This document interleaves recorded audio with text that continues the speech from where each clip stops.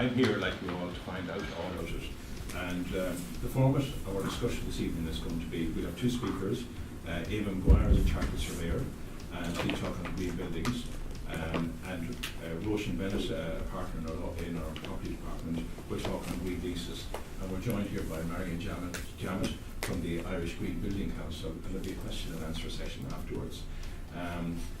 It's, as I mentioned to Marion, it's coming down the tracks rapidly, green buildings and green leases, because in January 2018, all new government buildings will have to comply under EU regulations with the and have environmentally friendly buildings. And in relation to new builds in the commercial sector from January 2020, so it's going to be we're going to hear a lot about green buildings and green leases. And it's a challenge. It's a challenge to everyone. It's a challenge to professionals in the construction industry. It's a challenge to the construction industry itself to adapt and get ready and be ready for the introduction of the green buildings and green leases, because there's no doubt anecdotal evidence suggests that the main players in the market, if an institutional investors, they want the building will have to be a green building and comply with current regulation. And also there's evidence to suggest that we have a number of American companies that have come in and they have taken leases of green buildings, and that's one of their requirements now in relation to leasing the buildings. We have evidence down the road in relation to the new Bank of Ireland building, which has been refurbished extensively. It's a green building, but the rents which they have attracted have been very significant, and undoubtedly the developer has benefited significantly from it. So it's something that we must all be conscious of, and without further ado, I'm going to introduce Eamonn Maguire. Eamonn is a chartered surveyor. He's on the working group of Society of Chartered Surveyors in Ireland and Green Buildings, and he's going to give us a talk about green buildings and what are green buildings and various trends, and just give his opinion generally on the market. So I'll introduce Eamonn now. Thank you very much. Well, thank you, Tom. I think you've covered most of it. Thank you very much. Peter Stapleton asked me earlier, how did I get into this again? It came about actually. Marion Jammet from the Irish Green Building Council was the catalyst and started us on the journey. We went to one of her gigs in the Google building, and as part of the talks, one was given by Kathy Janda on green leases. And that really sort of started us thinking, this is coming down the tracks. How do we prepare for it? So we enlisted Marion, and Roisin Bennett came in, and we formed this working group sponsored by the Society of Chartered Surveyors. Okay, so we'll just get into the main presentation now. So why go green? They said Irish Green Building Council would advocate that greening the built environment on a scale of our neighbourhoods and our cities will deliver on the larger economic and environmental goals, and they would include obviously top of the pyramid, climate change mitigation, energy security, less reliance on fossil fuels, conservation of our resources, and job creation. A greater resilience for mankind, and a greater standard of living. So I could leave it there and say, that should be laudable enough. It's probably the greatest legacy that we can leave behind us, but it does get better. Okay. Our health. Green buildings are not only good for the planet, they are good for people too, and there's plenty of research out there. Lighting. Office workers with windows slept an average of 46 minutes more per night. 8 features that make healthier and greener offices. Indoor air quality, of course, ventilation, thermal comfort, daylight and lighting, noise and acoustics, interior layout and active design, biophilia, plants and views, the look and the feel, Location and access to amenities, and we'll talk about that a little bit later on. 90% of business leaders worldwide are changing their approach to workforce rights and well-being in response to changing stakeholder expectations. Legislation. Roisin will deal with this in greater detail, but we have the 2020 NZEB coming down the tracks. Government agencies will not be able to take new buildings which aren't NZEB certified by the end of 2018, and at the end of 2020 all of us will be covered by that restriction. You won't get signed off, I believe, on your compliance with building regs. So it's a bit like the plastic bags, the BR certs, you brought them in, the first thing that when BR cert became, we had to get our BR cert before we could even advertise the property. It's one of the first things we ask now. So, I think this NZEB is going to change a lot of attitudes in our line of work. Staff productivity. Now, this really opened up my eyes, and again, some of the sites that Marion has brought us around, we've seen the response to staff to their buildings. They're very, very, very happy campers. 90% of our time is spent indoors in the US and Europe, according to research, and 90% of employees say their attitude about work is affected by the quality of their workplace environment. Indoor air quality and ventilation, productivity improvements of 8 to 11% are common as a result of better air quality. A better view increased productivity at a call centre of 7 to 12%. People perform better on administrative tasks with a view of nature versus a view of concrete. I'll have to bear that one in mind. Investor returns, this is obviously where we really take notice. Mizian Plaza, Baggot Street, a good example. Former Bank of Ireland HQ, bought by Larry Goodman. It's a LEED Platinum refurbishment project, and it goes to show in terms of the attracting quality tenants. The likes of the Department of Health and Shire have taken up residence here. The building was bought for about 40 million, a spend of northwards of 70 million, with an expected rent roll of 13 million. In terms of an investment yield there, 4.75%. Government covenant. They're not, and the Department of Health aren't going to be moving too soon. I believe a friend of mine works on Baggot Street. He said Larry Goodman is very hands-on, and he's in and out very often. Wouldn't blame him. Yeah. So how to go green? LEED would be the dominant certification in the US. Leadership in energy and environmental design. NZEB we've touched on, stands for Next to Zero Energy Building, and BREEAM would have been around the longest since the 1990 Building Research Establishment Environmental Assessment Method. But NZEB, as I said, is the one to focus on.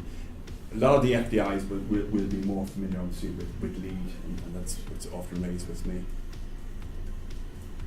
Cumberland House, John, you recognise some of these slides here. This was a major refurb by Hibernian REIT, who they bought the building for I think 49 million, with a spend of 27 million, 135,000 square feet. They have two tenants currently. They have Travelport and they have Twitter. The Travelport deal done about 12 months ago was at about 50 euros a square foot. So maybe a rent roll north of 7 million on that. So very good return. The previous owners had intended to knock the building. Hibernian decided that they could work with it and work with it without the need for raised access floors, given the restrictions on height. Okay. Oracle building. Again, a tour we took earlier in the year. A refurbishment. It's owned by Oracle in East Point. Great in terms of light, heat, sound. Again, the staff, you can see the energy in the building, and they're very, very happy. traditional leases and environmental leases, split incentives, is what we're saying. Landlords invest in plant equipment and building fabric, and tenants pay energy costs. Traditional leases we'd see as being an adversarial relationship and ignores the environmental issues. So technically, in terms of drafting lease, a green lease will provide for environmental management and the performance of a building. But in practice, it's a tool for active engagement. Elsewhere in the UK, it's buy-in from the US in terms of green leases. Australia's been, the government have been at the forefront of green leases for over a decade. 2006, I think, in likes of France, Scandinavia, likes of Skanska, largest construction company in Scandinavia, would use green leases, and globally, as I said, green leases are widely used by the large organisations, and you'll see that with the FDIs. Generally in the past led by landlords. In the likes of Ireland, we've had the Meldon shopping centre utilised green leases. The largest retail out-of-town retail investor in Northeast America, a company called Pyramid, would use green leases. So to recap, for investors, regulatory compliance, reducing investment risk, future asset protection. Okay, you've got your NZEB rating. You want to make sure that anything your tenant is doing in the building is not going to jeopardise that. For developers, regulatory compliance, increasing occupier demand, retaining asset value, and attracting investors. For occupiers, it's about reducing operational costs, improving staff productivity, procurement and retention, those happy campers. Meeting corporate social responsibility objectives, supporting corporate reporting. We've talked about the Meldon Shopping Centre in Cork, and Roisin will reference that again in her talk. These are some of the organisations currently using green leases around the world.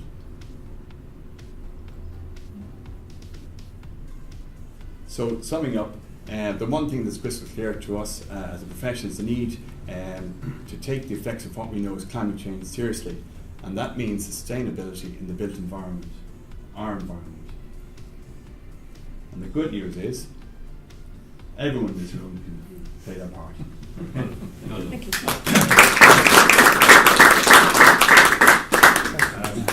Eamonn, thank you very much. A very interesting chat, and I hope you're impressed with our Georgian air conditioning. That's my little piece on it. So I'm going to introduce our next speaker, who's going to speak on green leases, and it's Roisin Bennett. Roisin is a partner in our firm. She's a member of the Dublin Solicitors Bar Association, their property section, and technically Roisin is very gifted on property matters. She's a keen interest in property law and is qualified both in the Republic, North of Ireland, England and Wales. She's been a great bulwark in our property department. Technically, she's excellent. So we tend to consult Roisin on any very difficult property matters, and thank you for that. And just a flavour of the clients, she is Ms. GA in that she deals with all the property matters for the GA, and has actually registered the title to Grove Park in its land registry title now.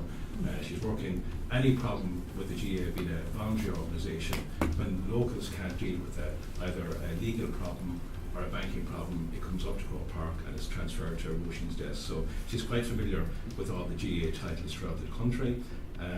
She also acts for the IDA, and she's working on a fast landing spaces. It's a new concept of leases that the IDA, I think, is rolling out throughout the country. And she also acts for Indiver is a large Belgian multinational who operate a waste recycling business, and they run the recycling plant in Duleek. So without further ado, I'm going to ask Roisin to give us a talk on green leases, actually. Thank you. Great. Thanks so much. Thank you again for coming along. So this second piece, I'm going to delve into more of the detail about, I suppose, what a green lease looks like and what you can expect. Okay, so firstly, I'd just like to look at what is a green lease, and in terms of worldwide examples, we've done a lot of work in our collaboration here, look at what has been done elsewhere in the world and what we can learn from here in Ireland and what model we might follow. because there's quite a variety around, and I think we have settled on what might be the best practice for us here. Why a green lease is important in Ireland, looking at the statutory basis of that, the essential elements of a green lease, what can you expect to find in a green lease, and then how do we drive this whole process forward, and that's really critical for us as stakeholders and for yourselves as either developers, property owners. How do we actually drive this on in terms of getting it out there in the marketplace and in your day-to-day deals that you do? Lease is your standard commercial lease, which is adapted to include additional clauses about how a building is to be occupied, operated or managed in a sustainable way. So it's very much all about sustainability. And the piece around the actual document is that we found in other countries the green lease can either be a schedule, a legally binding schedule annexed to the lease, or it can be, in the UK, they're very much into the memorandum of understanding type arrangement, which would not be legally binding. And so there are different varieties around the world. So just to look at what is in use elsewhere. So in Australia is a very good example, and I think one that we can learn from here in Ireland. In Australia, green leases have been mandatory since 2006 in government-owned and occupied buildings. And what we've found, I suppose, from the research that I've done around leasing in Australia is that it started off obviously 11 years ago only with state organisations, and because it has gained prominence, I suppose, within public sector and certainly with investor clients, and a bit like what Tom was saying earlier, if you get a good covenant in, then this is something that property investors wanted. They wanted the state clients. So it actually is now expanded out into the private sector. So in Australia, they don't even necessarily call it green leases anymore. It's a lease with a green schedule in the document. So just giving you some examples here, the top graphic is a building called Commonwealth Bank Place in Sydney. That's the largest commercial office development in Sydney. It houses 6,500 employees, and it has a 6-star Green Star rating, so the top rating that you can get in terms of energy sustainability. So a top-rated building, it's a new build, so it's sort of, I suppose, what we're used to here, maybe your Facebooks and your Googles, and attracting that type of client. But I think it's important just to think about green leases, not to get honed in on your kind of big glass box type building. Green leases can apply in a variety of buildings. So, for example, the Sydney Opera House is a green building. It has achieved a 4-star green rating. And how it actually achieved that was very simple things that we can even implement in a building like this, in terms of our use of materials, so in terms of the paint being used on the walls, that it's non-VOC paint, and in terms of the carpets, in terms of the cleaning processes, that we're not using hazardous materials in terms of how the building is cleaned.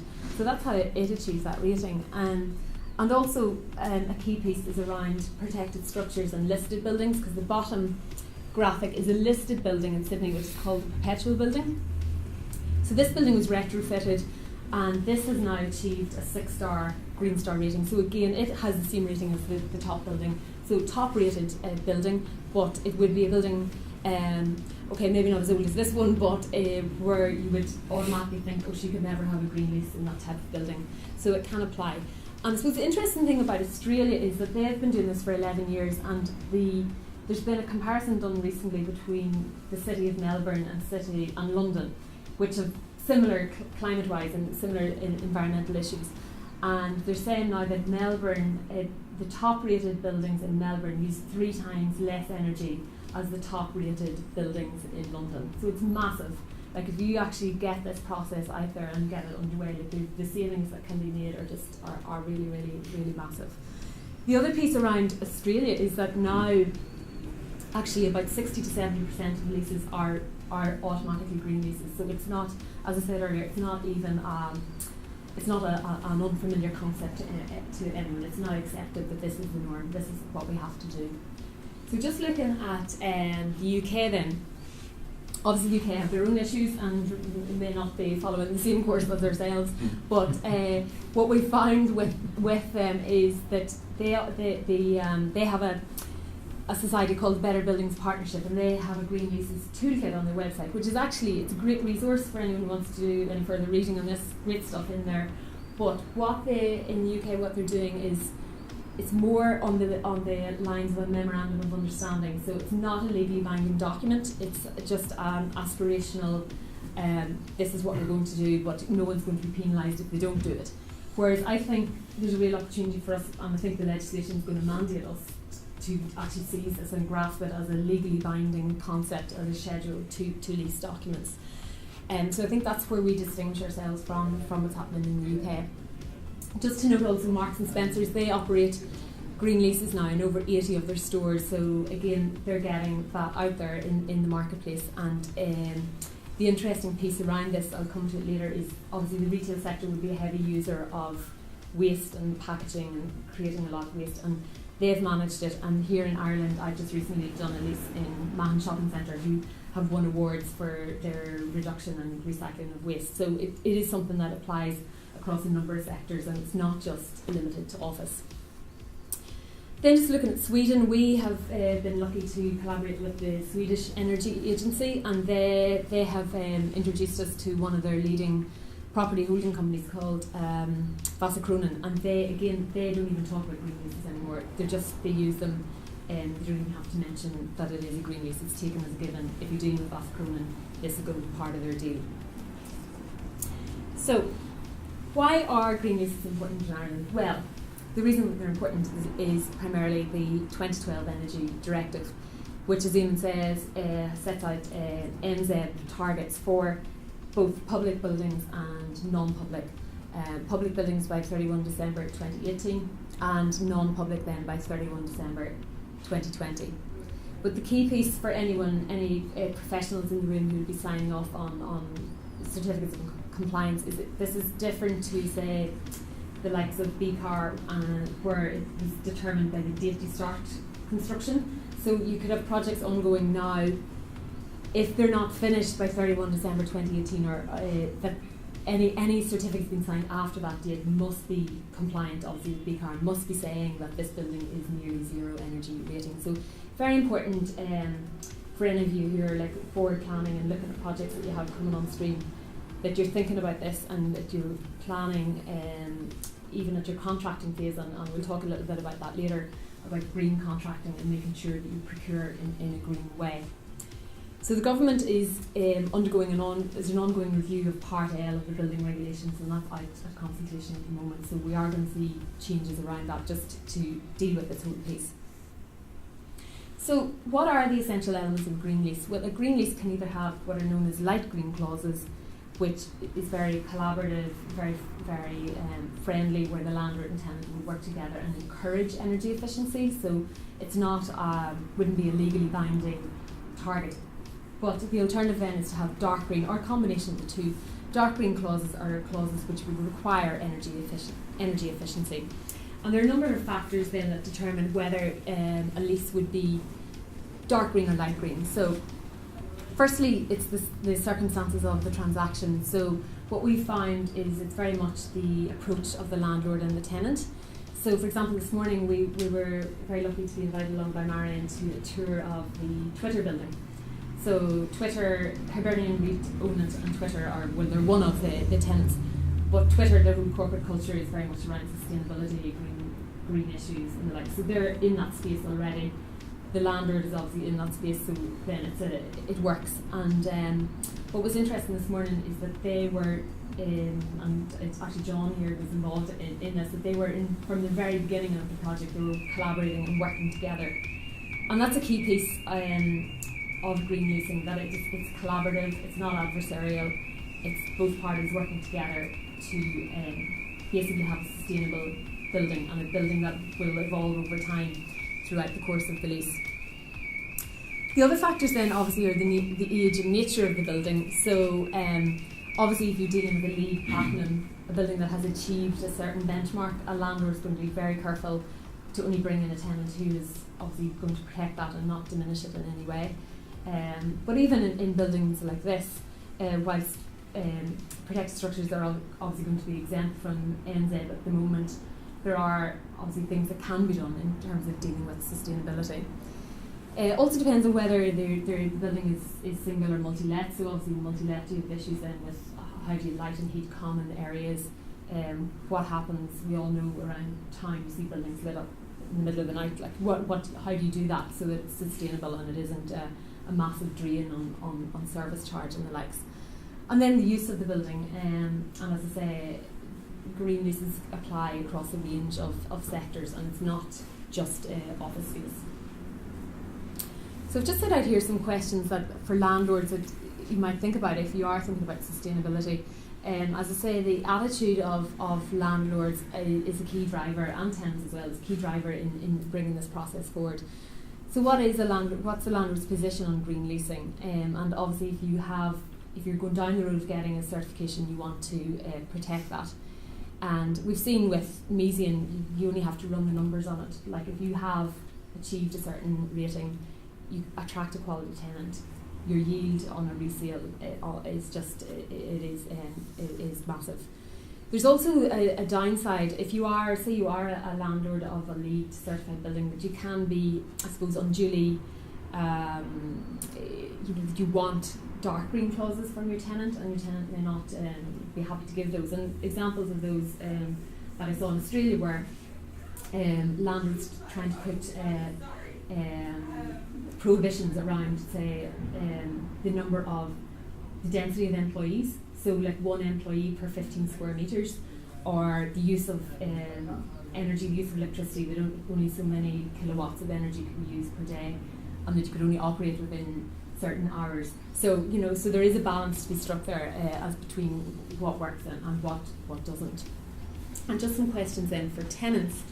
Tenants, again, it's all about the motivation. What is the tenant's motivation in seeking a green lease? And again, what we saw this morning from Twitter is that it's very much around the wellness element and employee satisfaction. So a key thing in Twitter was all about keeping the staff happy, keeping them, and they were very, very happy, bunch, I have to say. So they were, yeah. So it's around things like, what amenities do you have for them? Do you have bicycle parking? Do you have showers? Do you have, what the staff? Well, it wasn't a canteen. It was much fancier than a canteen, but all of that. What's available for them? Also, tenants like obviously our multinationals like Twitter and Facebook will be very careful to, they are risk averse, so they won't want to get locked into something. They want to know that building can deliver on green targets, because that's so much part of their culture. And obviously any financial consequences for them in failure to meet targets. And then I think it is just a thing for all of us, is in terms of our behavioural changes, and we saw this both in Twitter, and I was in the Central Bank earlier this week, their new building. So, for example, staff are not allowed to accumulate any waste at their desk. Waste is taken to a central spot, and you actually filter your waste yourself. So you've no paper, you've no clutter on your desk. So again, are there behavioural changes within organisations that staff need to be more mindful about how they recycle and reuse waste? So the starting point for any green lease is what's called a building management forum. And it's nothing very fancy about this. The building management forum is essentially a collaboration between the landlord and the tenant. Or I've been involved, as I say, in Mahon shopping centres, so they actually have a building management forum in the shopping centre for the landlord and all the tenants. So what that essentially is that you all come together. It could be every quarter, every 6 months, and you basically feed in your respective information from your demise about how you're operating your demise. So the key piece around that is data sharing. So sharing how much are you getting your ESP for, how much water are you using, and just, I suppose, collaborating with each other as to how best manage that and to minimise that. So what you would generally find then is, aligned with the building management forum, there's a document what's called an energy management plan. And that would have key targets then for, say, the following 12 months about how you're going to minimise your energy use and what you're going to do. So as I say, it doesn't actually have to be, you can start off with small things, so in terms of lighting, heating, air conditioning, how you're going to manage that, and then driving that process forward. And I know in Mahon, I'll come to it later, but they have won awards in terms of waste reduction, and that's actually dead simple to implement. But if everyone's on the same page in relation to it, it works. I've just set out here some sample clauses that you're likely to see in a lease as regards sustainability, about how the landlord and tenant will work together then to reduce emissions and reduce waste, and then also to improve just the overall energy efficiency of the building. Again, I have another clause in relation to data sharing. Then we'll just touch on landlord's covenants, and this is a key thing, I suppose, for your FDI tenant. It's not a one-way street. It's not all about the landlord putting obligations on the tenant. The tenant will have key drivers that they want the landlord to fulfil before they will agree to go into a green lease. So, as I say, one of the key things is around the transport plan, bicycle facilities, showering facilities, that type of thing. They will also want the landlord to have separate metering for all services so that they can monitor that, so it's very transparent as to what's being consumed. And again, just using Australia as an example, they actually have implemented this now as a regulatory requirement in Queensland for all new commercial buildings, that you must have separate metering. Again, it's for us in Ireland, it's something that we're probably, maybe our infrastructure, we think it's not able to handle it, but if it's done, it's just, again, makes everything so much more transparent for everyone over the course of time. Key battleground in leases is always the repair clause and yielding up and schedules of dilapidations, but actually green leases make are a real possibility here of actually taking a lot of the heat out of this whole issue, because you could have a situation in a green lease where you could have an agreement between the landlord and the tenant that the tenant will not carry out works which will adversely affect the energy performance of the building, and insofar as possible to use energy efficient, sustainable and low emission products and materials. So that's fine. And then when it comes to the likes of, there's a sample clause in relation to that. And then when it comes to the likes of alterations then that fit out or other alterations should not have a negative impact on the energy efficiency of the building. Also then your plant and machinery, a key piece in green leases is that it's not like for like replacements. So obviously as time goes on, if you can replace with a better and more energy sustainable plant and machinery, that you do so. Now in the likes of the Museum Plaza, I would imagine that has a dark green clause that the landlord is not going to allow any adverse alterations which would impact the certification for the building. Just coming back to schedule of dilapidations, this is, I think, there's a real opportunity here, because obviously at the moment on leading up there could be a row about who's to do what and the hand back, how the building's handed back, and it ends up being very costly and people spend fortunes fighting over it. But if you have a situation where if you're collaborating with each other and you're all getting on and everything is, in terms of, we saw this morning, like the landlord and tenant relationship is, outwardly anyways, things are very friendly and everything is agreed, and if you've done your works in a way that it has improved the energy efficiency of the building, then really a landlord, you'd think then when it comes to handing back that building, a landlord's not going to incur double the cost, and especially in that really sustainable piece, they're not going to ask for works to be reinstated, which will actually diminish what is there already. A landlord in a green lease will obviously want rights of inspection. Now, we're used to those anyway in our regular leases, but you're probably going to see stuff around a landlord wanting to review and measure energy consumption and water waste use, and also a landlord may want to carry out works to the fabric of the building, which then would improve the energy efficiency. And this is just something that we were talking about ourselves. It's just something that may come up as a point of contention, and I'll deal with it later on, is it, when it comes to rent review then, what assumptions are you making as landlord for rent review? If you have a LEED certified building, is that an assumption on your end in terms of rent, or if you make improvements throughout the course of the lease that uplift the certification of the building. Disposal of refuse, as I say, this is a key one, and again, just obviously seeking tenants to comply with the environmental management plan about how waste is disposed of. And as I said, recently worked on a lease in Mahon Shopping Centre in Cork, and the landlord there is a German fund. They have very strong initiatives around reducing and recycling waste. They are a green certified building, so they again have certification, but they have won awards then in terms of for retail in terms of their how they deal with waste. So they've exception scores 100% in terms of waste, energy at 80% and water at 85%. And what they've actually done is they have drilled their own well for the shopping centre. So they have reduced the water rates for the tenants in the shopping centre by 50%. So massive, very innovative idea, and it's working for everybody there. In terms of assignments then, obviously a landlord would want to ensure that any assignee or sublessee complies with the terms of the environmental management plan, and that it would be reasonable for a landlord to withhold consent to anyone who, any assignee or sublessee who would not covenant.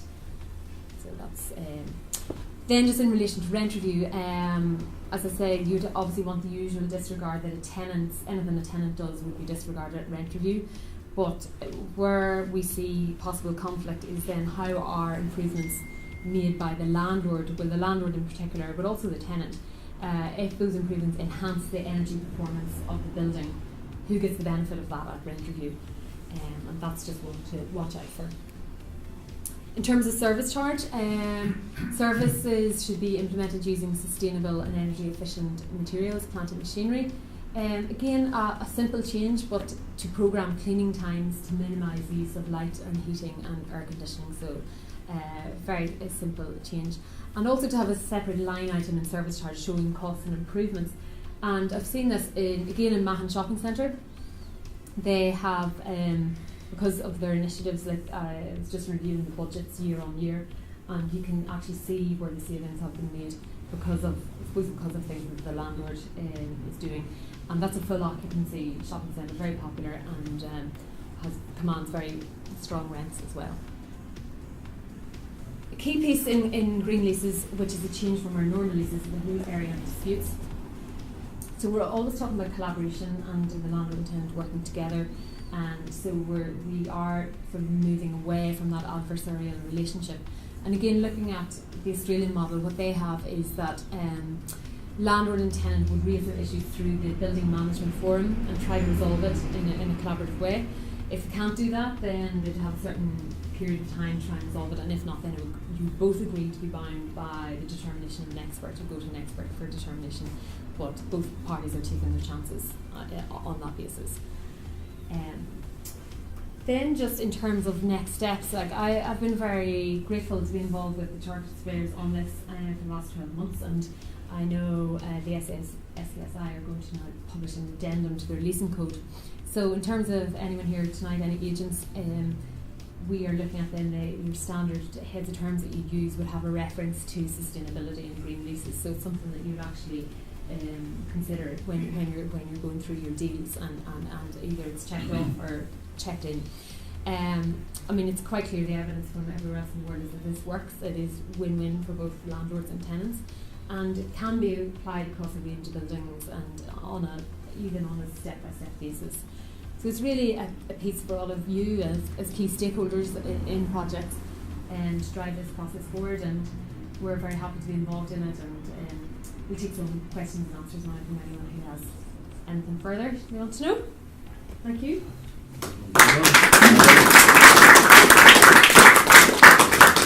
Thanks, Roisin.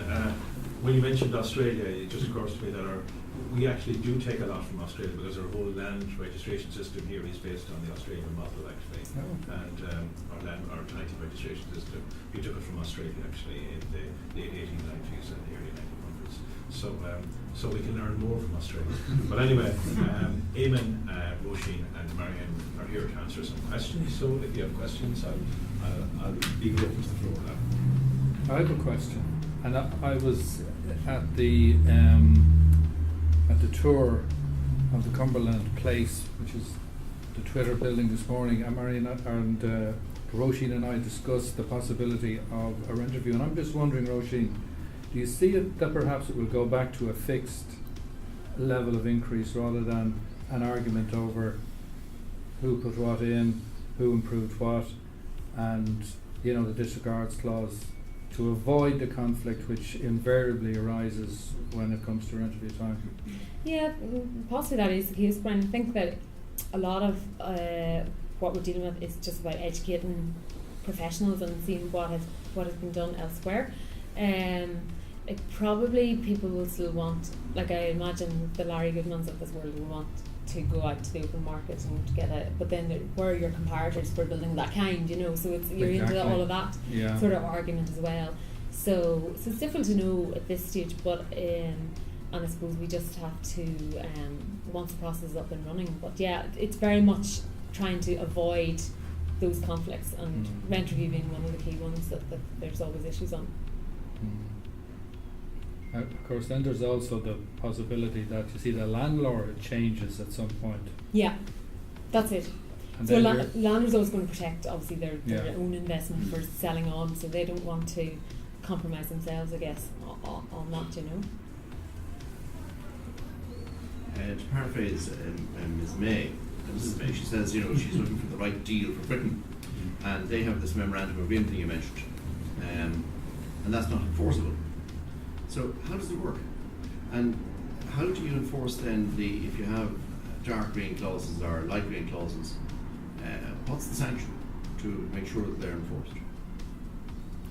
Well, the memorandum, do you want to take the memorandum? Yeah, well, it is light touch. You know, it doesn't have any basis in terms of legality. The English version. The English version. Okay. And in fact, they've been revising this, and they are sticking with the MUIs. When I questioned some of my colleagues in the UK on this recently, I suppose they're saying to me, Eamonn, where's all this green lease clauses coming from? And I'm saying it's directions coming from Europe. Oh, well then. So in terms then, if it is going to be part embedded in the lease, and thus legally enforceable, a lot of those clauses are put in general terms. How is it, you know, law's great on it, you have to have sanctions, otherwise we'll all break the lights.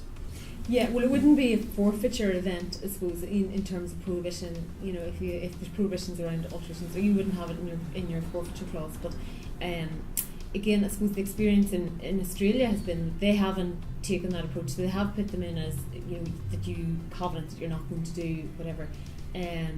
But that seems to have worked. It's enough of a deterrent that, again, it's all about the corporate ethos. And to be honest, the types of tenants that are buying into this, they want, and landlords too, like they want this to work. So it's all about changing the mindset and getting the process. So they are intended then to be legally enforceable covenants, so you can have an action and damages, because clearly if you didn't comply with it, then it would impact the value of the property, etc. Yeah. Statement alterations. Okay.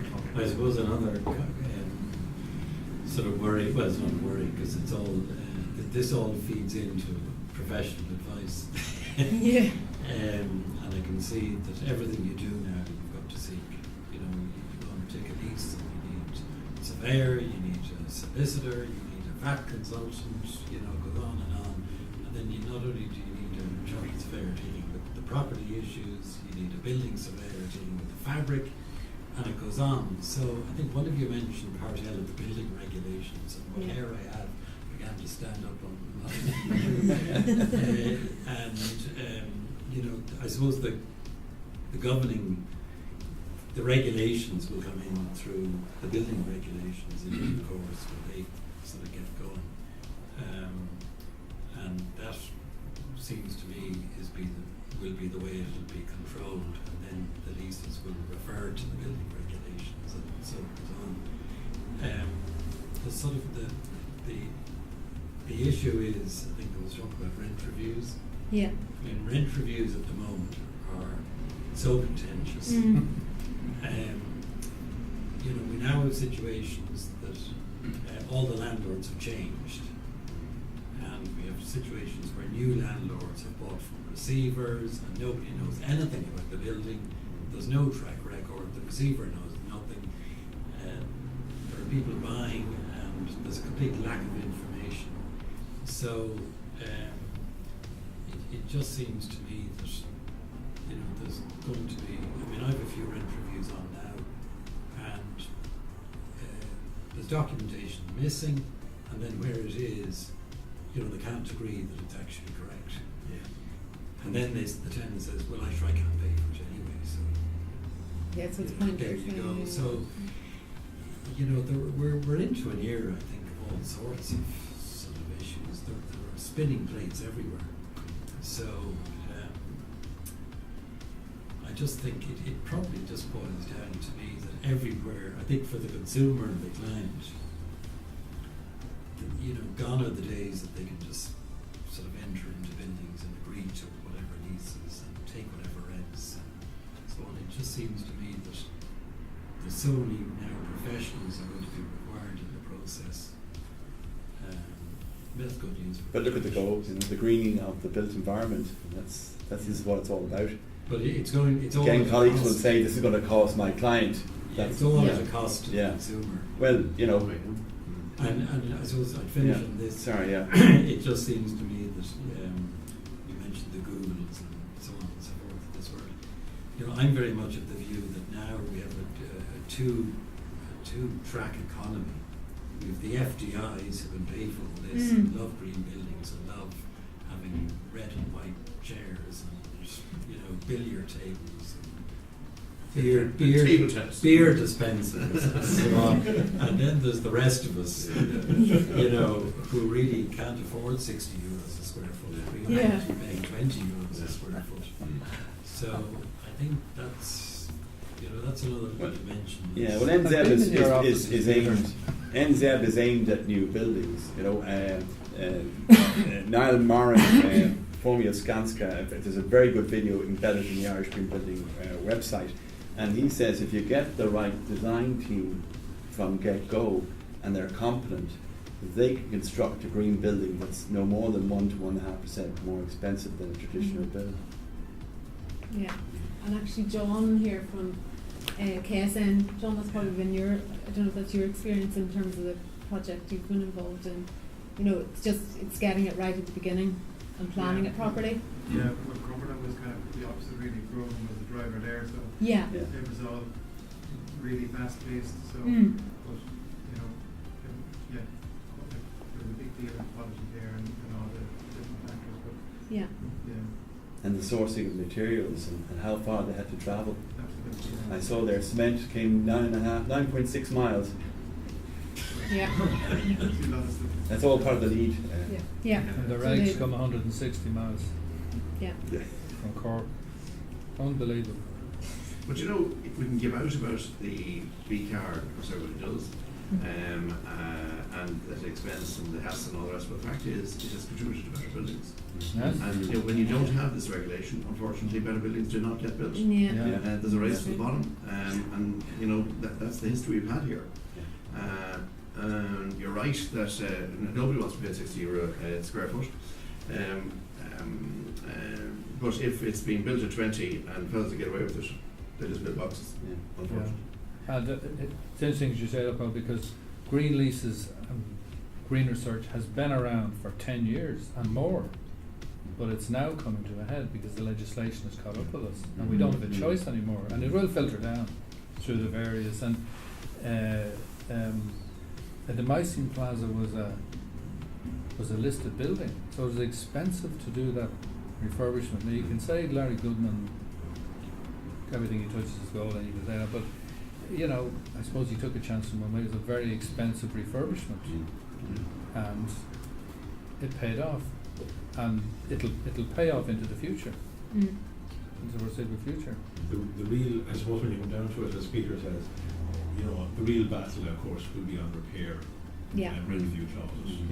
I mean, you know, when you strip out the lease, because we're doing dilapidations table, what's the collapse going to cost, the repairs and the rent review.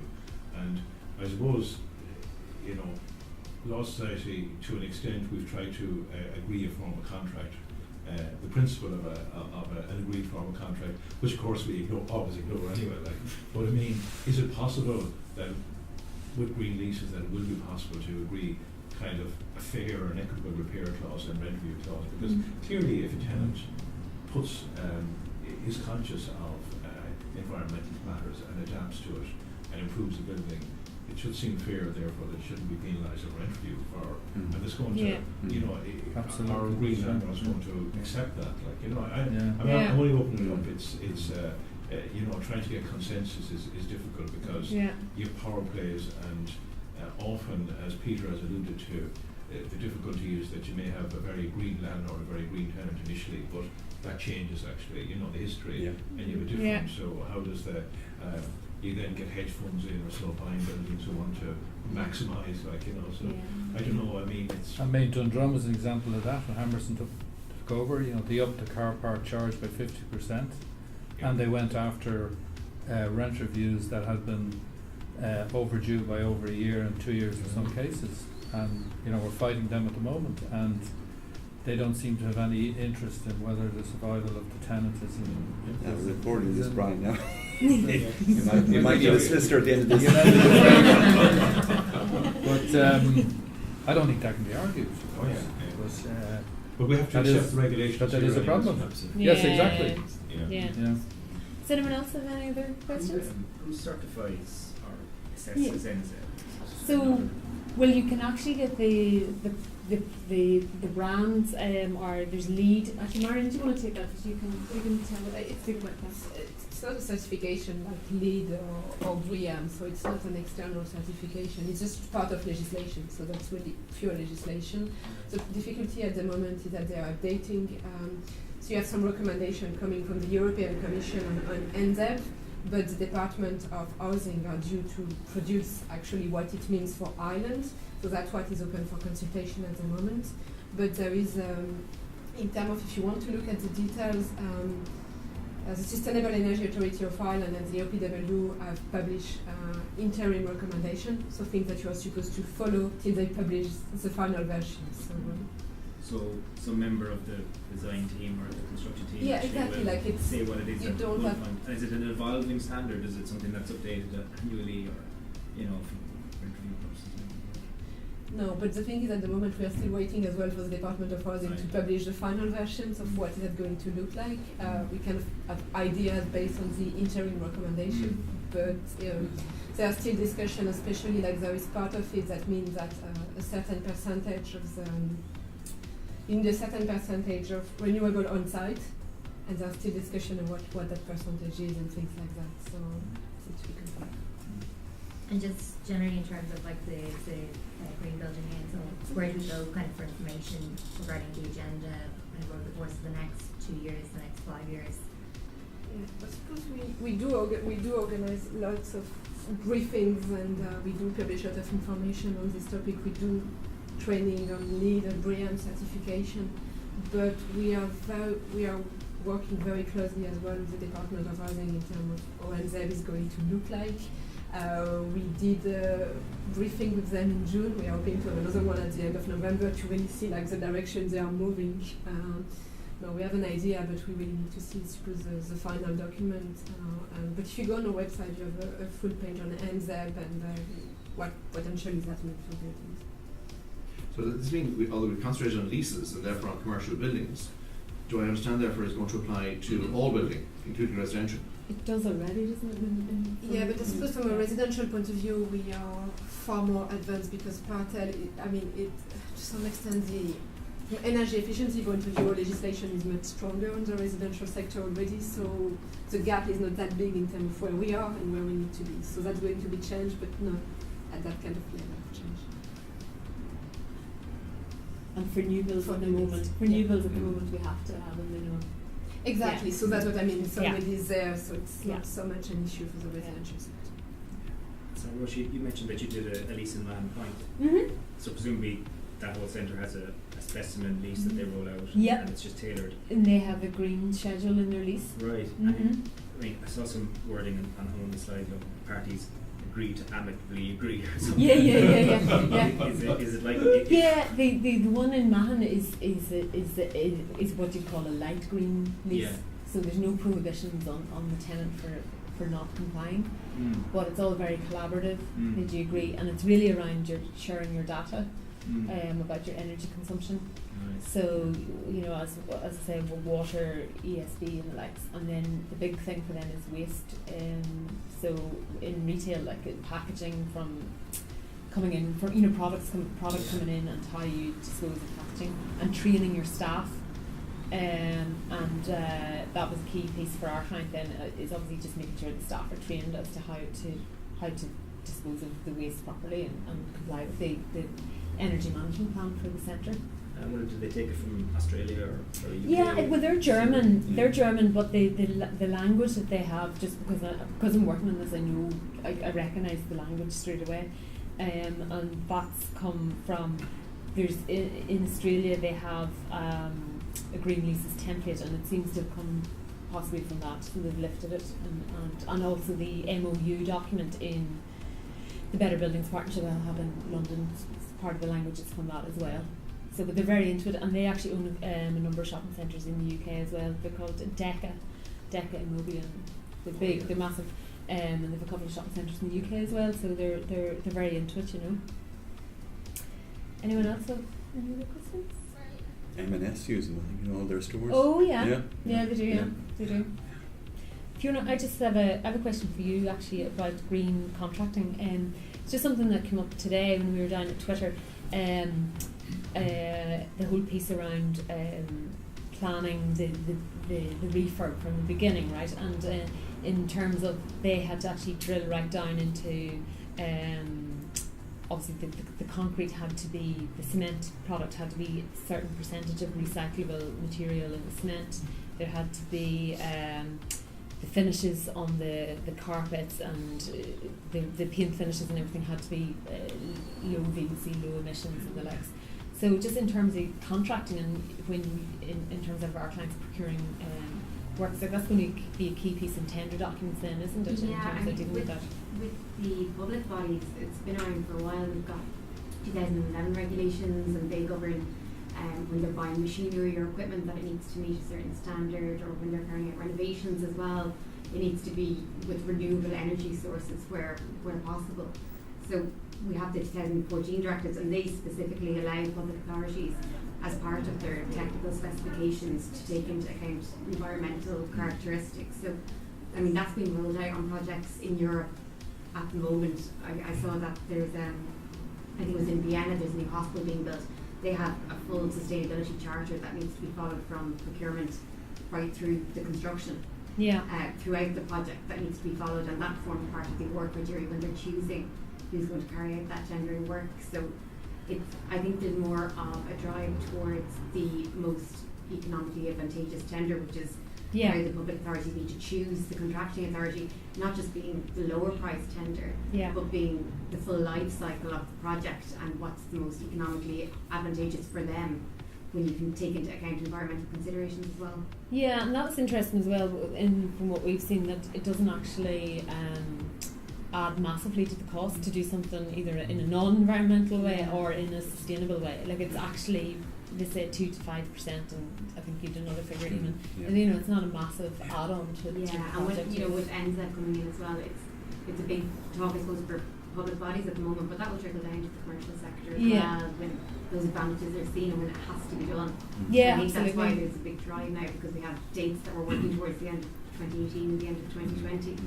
Yeah, and also I think the experience elsewhere is, okay, we have to do it, but actually people want to do it, and that is the key piece. It's around our own kind of mindset on it, and that's something that I see just, you know, when this all happens in terms of, because the question came up for us before about what happens when it gets to the lawyers. Like, it's fine, you're negotiating a deal, you put in green terms, but then if it gets to the lawyer and the lawyer's like, what's this? I'm not having any of this, you know, throw it out the window. But it's just about educating everyone on the process. Yeah. You know. Yeah, we started off by thinking that we'd call it building performance clauses. Yeah. There was some talk from the UK that their experience with green lease clauses, that they tended to get extracted when they moved to the next phase. So they went on to embedding them then into the lease. And of course in Sweden and Australia, as Roisin pointed out, you know, they don't call them green leases anymore. It's just taken for granted. Yeah. But there was one point, you know, Roisin and I made today when we were standing in their lavish canteen, as Roisin, you can't call it a canteen. They have Michelin star chefs there making their breakfast. It's unbelievable. But I mean, you would say to yourself, why would you want to leave this building? I would be in there at 8 o'clock in the morning, no problem. And I would leave there as late as I could. And that's the whole point. It's just unbelievable. And when we were on the tour of the of the central bank, of the new central bank, I overheard a conversation between some of the people there, and they said, oh, of course, our absenteeism is down by 20%. I'm not surprised. I wouldn't be sick at home when I could be in this environment, that environment. I mean, the central bank is just wasn't it, Roisin? Yeah, it was, They love themselves. Yeah. It's unbelievable. Yeah. I mean, they've leather-coated walls in the lobbies and lifts. It's just... Yeah. We'll take one more question? I think Marion wants to say. Marion wants to. Yeah. Sorry, it was more a comment as well, like in terms of that's what the tenant wants as well, I suppose. But there are two things with the NZ legislation coming in anyway. I suppose in terms of energy, the amount of energy we are going to actually use to in the operational phase of the building is going to be low. So we are moving more and more, I suppose, in terms of what you were saying for public procurement, in terms of the embodied carbon of the material that are being used, which is already what is in need, and we have a lot of environmental product declaration from the sector. But even beyond that, like if you look at an organization like Google, they have for the materials they use in their buildings, they have a red list of toxic materials that go much further than what is in actual legislation in terms of what they want and what they don't want in the buildings. So that's also coming, I suppose, from the market. There's one that we wouldn't mind. Because Paul actually is a Swedish consul, the King in Stockholm last week and was awarded the Order of the Polar Star by the King in Sweden, and he's now called, he's entitled to call Sir Paul. I'm not. I didn't call him that. Then you're entitled to ask one more question. But anyway, it was about Sweden. Just taking the point that Roisin made. These things are driven ultimately because people want them. Yeah. If it's something you want, and of course it adds value, it will be done. And I was mentioning to you earlier on, Brian, that I was down in Linköping, a town to the south of a city, to the south of Sweden. It's the 5th largest city in Sweden. And there's a new development there. I'll put some pictures up on our website and send them out to you, of this new housing development, which is just fantastic. It's to the south of their university, and will also be a place where those who are working in the technical and the scientific area, their science park will live. And it is an extraordinarily diverse range of types of housing. But people the numbers of people going out there who want to live there, and who want to live in circumstances where you go there by bike. There's almost no cars. If you want cars, there's actually carpooling. So you're entitled to carpool, and all the cars, of course, are electric. There's no filthy diesel. So if you want to go away from you won't have to go. If you have to go to the supermarket to get stuff, and you want to use a car, well, so be it. You don't own a car; you just carpool. Otherwise, you have they use buses, because they don't actually have a tram going into this place, but they have a fantastic bus service that goes right into the middle of the town very quickly, every 5 minutes. There's a bike route, segregated, safe bike route. That will bring you into the city centre in 20 minutes. And unlike where we build our motorways, and you've got the roundabouts, and you couldn't possibly anyway, go on a bike there. Of course, it's built so the bike just goes slices underneath, and there are segregated ways, and it's been a huge success. And the diversity of housing that they're proposing there. And you can go and they had this expo for the last 6 or 12 weeks, which unfortunately is finished. We got there for the last day. It is just so exciting to see what they've done as an urban space, and people want it. And of course, all the housing is of the highest energy standard. So we put some pictures up, some video that I took on the website, and we sent it out to you. In our next trip, Brian? Oh, I tell you, Next trip? I tell you, Thank you, Paul, for that. And I just want to wrap up now and just say, Eamonn, many thanks for your contribution, Roisin and Marion. It does take a lot of work. We've learned something today, a lot today, and we've more to learn. And with much ado, I'm going to invite you to some light green wine.